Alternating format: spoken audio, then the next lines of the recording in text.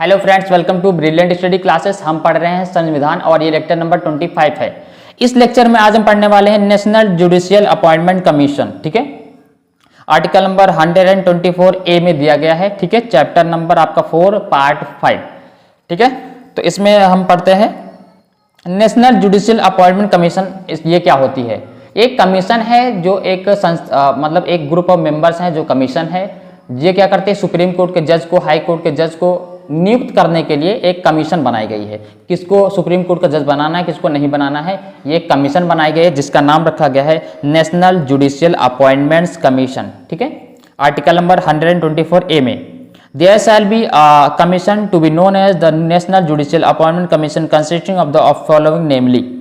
मतलब कि article number 124 ए ये कहता है कि इंडिया के अंदर एक नेशनल जुडिशियल अपॉइंटमेंट कमीशन बनाई जाएगी जिसमें चीफ जस्टिस ऑफ इंडिया होंगे। क्या होंगे?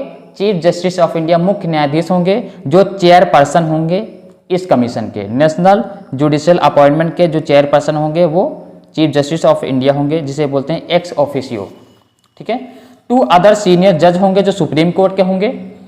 ठीक है, जो उनके साथ ही बैठेंगे, चीफ जस्टिस ऑफ इंडिया के साथ बैठेंगे जो सुप्रीम कोर्ट के सीनियर जज होंगे। जज यूनियन मिनिस्टर होंगे।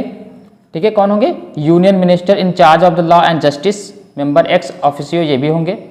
कौन कौन होगा? सबसे पहले होंगे चीफ जस्टिस ऑफ इंडिया, उसके बाद 2 सीनियर जज और यूनियन मिनिस्टर होंगे इस कमीशन में। किसमें? नेशनल जुडिशियल अपॉइंटमेंट कमीशन के अंदर। 2 amendment person to be nominated by the committee consisting of the prime minister and chief justice of India, जिसके अंदर 2 मेंबर और ऐड किए जाएंगे जिसमें प्राइम मिनिस्टर आपके होंगे इसी कमीशन में and chief justice of India और अपोजिशन के लीडर। रूलिंग पार्टी होती है, एक अपोजिशन पार्टी होती है, तो अपोजिशन के एक लीडर को भी इसमें ऐड किया जाएगा। ठीक है, ये इसमें बताया गया है। अब बात करते हैं कि provide that one of the amendment person shall be nominated from the among the person belonging to the schedule caste, schedule tribes और अदर बैकवर्ड क्लास, यानी SC ST और OBC एंड माइनॉरिटी और वोमेन। इसके अंदर एक person कम से कम होना चाहिए इस कमीशन में। ठीक है, और बात करते हैं फंक्शन ऑफ द कमीशन, इसका काम क्या है? तो आर्टिकल नंबर 124B में बताया गया है function of the commission. It shall be duty of the National Judicial Appointment Commission to recommend person for the appointment of Chief Justice of India, Judge of Supreme Court, Chief Justice of High Court and Judge of High Court। यानी कि इनका काम क्या है? जो भी member इसके अंदर होंगे नेशनल जुडिशियल अपॉइंटमेंट में, तो ये रिकमेंड करेंगे किसको चीफ जस्टिस ऑफ इंडिया बनाना है, सुप्रीम कोर्ट के जज को रिकमेंड करेंगे किसको बनाना है, chief justice of high court recommend करेंगे, और हाई कोर्ट के जज को किसको जज बनाना है, किसको जज नहीं बनाना है, ये रिकमेंड करेंगे। जब तक ये रिकमेंड नहीं करेंगे तब तक कोई सुप्रीम कोर्ट का जज नहीं बनेगा, ना कोई हाई कोर्ट का जज बनेगा, ना चीफ जस्टिस ऑफ इंडिया बनेगा। ठीक है, ये इनका काम है। पहले एनालिसिस करेंगे कि किस पर्सन के अंदर एबिलिटी है उसको बनाने के लिए। ठीक है, recommend transfer of chief justice and other जज of high court from high court to other high court. एक हाई कोर्ट से दूसरा हाई कोर्ट में ट्रांसफर करने के लिए ये भी रिकमेंड करेंगे, बिना इनके रिकमेंडेशन के नहीं होगा।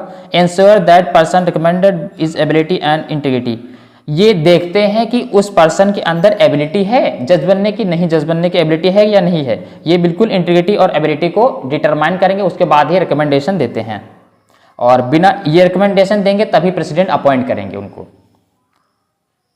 आर्टिकल नंबर 124C में power of the parliament to make law, president parliament में by law regulate the procedure for the appointment of the chief justice of India and other जज of supreme court and chief justice and other जज of high court and empowering the commission by the law down regulation power procedure for discharge its function, the manner of the selecting person for the appointment and such the other matter may by consider necessary by it। कहने मतलब यह है, article number 124C में ये बताया गया कि parliament के पास पावर है कोई लॉ बनाने के लिए, ताकि इनको कैसे अपॉइंट करना है, कैसे प्रोसेस करना है। जैसे कि बताया नहीं था कि 5 ईयर्स के लिए हाई कोर्ट का जज होना चाहिए, 10 ईयर्स के लिए एडवोकेट होना चाहिए, है ना, सुप्रीम कोर्ट का जज बनने के लिए। तो ऐसे ऐसे लॉ बनाती रहेगी, ये बताया गया है, ताकि एम्पावर कर सके, फंक्शनिंग को बढ़ा सके नेशनल जुडिशियल कमीशन की। अब बात करते हैं सैलरी एटसेट्रा एंड जज की जो सैलरी वगैरह क्या है। There shall be paid to the जज of the supreme court such salary as may be determined by the parliament by law. जो पार्लियामेंट तय करेगी किसकी क्या सैलरी होगी, वही सैलरी इसमें बताई जाएगी। ठीक है, हाँ, चाहे वो सुप्रीम कोर्ट जज हो, हाई कोर्ट का जज हो ना, उसके बारे में जो पार्लियामेंट तय करती है, जो थर्ड शेड्यूल जो सेकेंड शेड्यूल में बताया गया है उसके अनुसार यहाँ पर होगी। एवरी जज shall be entitled to such privilege and allowance and to the such right in the respect of leave of the absence and pension may from time to time and determine by the law.